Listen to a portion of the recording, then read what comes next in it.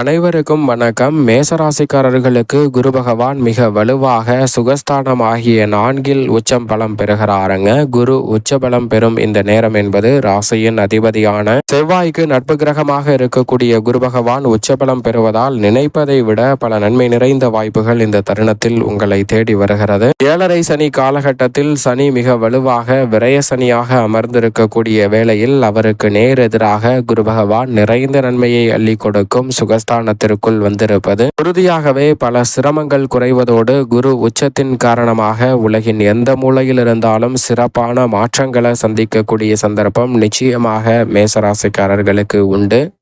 பொதுவாக குரு பகவானை பொறுத்த வரைக்கும் நவ கிரகங்களிலே முழு சுப கிரகமாக பார்க்கப்படுகிறாருங்க. நவ கிரகங்களிலேயே தோஷமற்றவர் என்று சொல்லக்கூடியவராகவும் நவ கிரகங்களுக்குமே ஆசானாகவும் திகழக்கூடியவர் தான் குரு பகவான். அப்படிப்பட்டவர் இந்த வேளையில் உச்சம் பெறுவதால் நீங்கள் எதிர்பார்ப்பதை விட மிகப்பெரிய அளவிலான வாய்ப்புகள் உலகின் எந்த மூலையில் இருந்தாலும் இந்த தருணத்தில் உங்களை தேடி வரப்போகிறது. அதோடு மட்டுமல்லாது குரு உச்சத்தின் காரணமாக இனி இது ஒவ்வொன்றாக நடந்தே தீரும் என்று சொல்லக்கூடிய வகையில் சிறப்பான வாய்ப்புகளை ஏற்படுத்தி கொடுக்கிறாருங்க.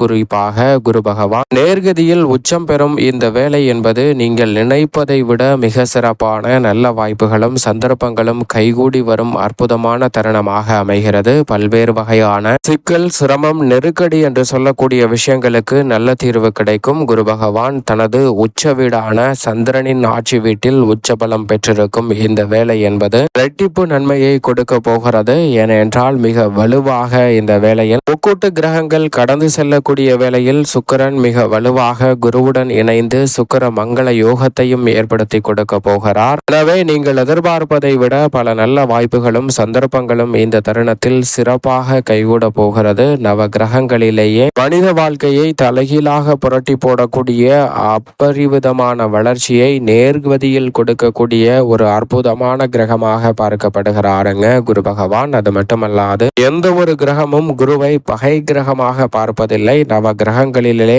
பகை கிரகமற்ற ஒரே கிரகம் என்று சொன்னால் அது நிச்சயமாக குரு பகவான் தான். எனவேதான் வானியல் அரசன் நவ கிரகங்களின் தலைவன் என்று அழைக்கப்படுகிறார். அப்படிப்பட்டவருடைய பார்வை படக்கூடிய வேளையில் நமது வாழ்வில் சந்திக்க வேண்டும் என்று நம்மளை துரத்தி கொண்டிருந்த பல வகையான சிரமங்களும் விலகக்கூடிய நல்ல சந்தர்ப்பம் நிச்சயமாக உண்டு. நீங்கள் நினைப்பதை விட குரு பார்க்கின் கோடி நன்மை என்று சொல்லக்கூடிய வகையில் சிறப்பான வாய்ப்புகளை சந்திக்கும் தருணமாகவும் இந்த வேலை அமைய போகிறது. குருவின் உச்சத்தின் காரணமாக இந்த வேளையில் தொழில், வியாபாரம், உத்தியோகம் என பல பணிகளில் உச்ச நிலையை அடையக்கூடிய வகையில் சிறப்பான வாய்ப்புகள் அடுத்தடுத்து நிறைவாக கிடைப்பதற்கான முதன்மையான அதிர்ஷ்ட யோகம் உண்டு. அதோடு மட்டுமல்லாது எதை எப்படி செய்ய வேண்டுமோ அதை அப்படி சிறப்பாக மாற்றி கொடுக்கக்கூடிய நல்ல சந்தர்ப்பத்தை உருவாக்கி கொடுக்கிறார். உதாரணமாக ஒரு கதை ஒன்றை பார்ப்போம். ஒரு துறவி ஒருவர் இருக்கிறார். அவர் தன்னுடைய பயணம் ஒன்றை மேற்கொள்கிறார். அப்படி பயணம் மேற்கொண்டு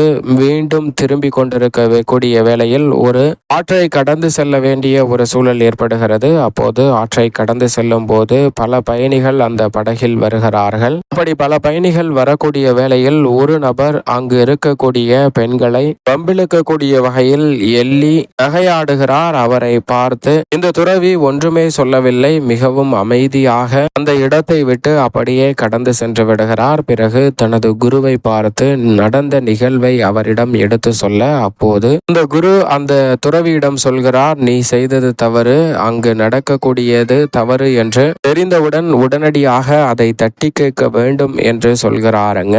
அப்போது பல சீடர்கள் அந்த இடத்தில் அந்த அறிவுரையையும் போதனையையும் கேட்டு தெளிவான மனநிலையுடன் அங்கிருந்து செல்கிறார்கள். இதே போன்று இன்னொரு சீடர் ஒருவர் பயணங்கள் செய்து அதே ஆற்று வழியாக கடந்து வரும்போது அதே நபர் மீண்டும் இந்த தருணத்தில் படகில் வரக்கூடிய அந்த நபர் பெண்களிடம் கேலி செய்து அவர்களை வம்பிழுக்கிறார். அப்போது இவருக்கு மிகுந்த கோபம் வந்து அவரை அடிப்பது போல் கையை ஓங்கி கொண்டு அவரை நோக்கி செல்ல அந்த நபர் பயந்து அப்படியே அவர் செய்த சேட்டையை முடக்கி கொண்டு அங்கிருந்து அந்த நபர் சென்று விடுகிறார்.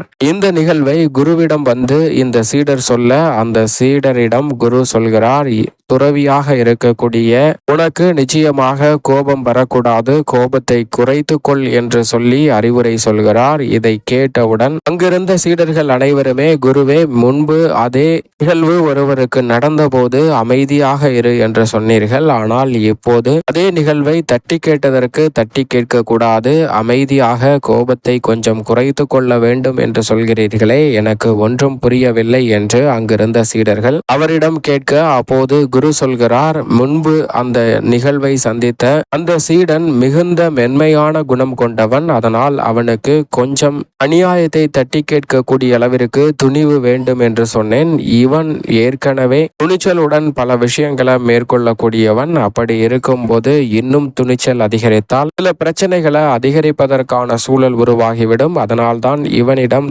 கோபத்தை குறைத்து கொள்ள சொல்லி சொன்னேன் என்று சொல்கிறாருங்க. இது போன்றுதான் நம்மளுடைய வாழ்விலும் சில இடங்களில் வேறு மாதிரியாகவும் சில இடங்களில் இன்னொரு மாதிரியாகவும் நடந்து கொள்ள வேண்டிய ஒரு சூழல் இருக்கிறது. இந்த சூழலுக்கு ஏற்றவாறு நவ கிரகங்களின் தலைவன் குரு என்று அழைக்கக்கூடிய குரு பகவான் உச்சம் பெறக்கூடிய வேளையில் மிக சிறப்பான அமைப்பை நிச்சயமாக இந்த தருணத்தில் நமக்கு ஏற்படுத்தி கொடுக்க போகிறார் என்பதில் சந்தேகமே இல்லை. ஏனென்றால் குரு பகவான் உச்சம் பெற்றிருக்கும் இந்த காலகட்டம் என்பது அற்புதமான பொன்னான வாய்ப்புகள் தடையில்லாமல் உங்களை தேடி வருவதற்கான முதன்மையான சந்தர்ப்பத்தை உருவாக்குகிறது. சரியாக இந்த வேலையை பயன்படுத்தி கொள்ளுங்கள், இரட்டிப்பு நன்மை நிச்சயம் உண்டு. மேசராசிக்காரர்களுக்கு ராசியின் அதிபதியான செவ்வாய்க்கு நட்பு கிரகமாக இருக்கக்கூடிய குரு பகவான் இந்த வேளையில் மிகவும் அபரிவிதமாக சுகஸ்தானத்தில் அமர்ந்திருப்பதால் நிச்சயமாக குருவின் உச்சம் மேசராசிக்காரர்களுடைய வாழ்வில் பல சுப நிகழ்வுகளை நிறைவாக ஏற்படுத்தி கொடுக்க போகிறது. சனி விரயத்தில் வீற்றிருக்கக்கூடிய வேளையில் சனியின் மீது குருவின் பார்வை பதிவதால் மங்களகரமான நிகழ்வுகளாக அமையக்கூடிய சந்தர்ப்பம் உண்டு. குரு பகவான் மிகவும் வலுவாக இந்த வேளையில் 8, 10, 12 ஆகிய இடங்களை தனது பார்வையால் பார்க்கிறாருங்க. அஷ்டம பாதிப்புகள் கட்டுக்குள் வரும். உலகின் எந்த மூலையில் இருந்தாலும் உடல் ரீதியாக ஆரோக்கிய தொல்லைகளையும் நெருக்கடிகளையும் சந்திக்கும் மேசராசிக்காரர்களுக்கு அதிலிருந்து நல்ல தீர்வு கிடைக்கும் அற்புதமான வேலையாக பார்க்கப்படுகிறது. எதிர்பார்க்கக்கூடிய சுபகாரியங்கள் சிறப்பாக கைகூடுவதோடு மட்டுமல்லாது தொழில்துறையில் சிறப்பான வளர்ச்சியும் முன்னேற்ற வாய்ப்புகளும் இந்த தருணத்தில் நிறைவாக கிடைப்பதற்கான நல்ல சந்தர்ப்பம் நிச்சயமாக உண்டு. தொழில் ரீதியாக இருக்கக்கூடிய குறுக்கீடுகளும் பல்வேறு வகையான சிரமங்களும் விலகி நிறைந்த நன்மை பெறக்கூடிய நல்ல சந்தர்ப்பம் இந்த தருணத்தில் நிச்சயமாக உங்களை தேடி வருகிறது. குறிப்பாக இந்த தருணத்தில்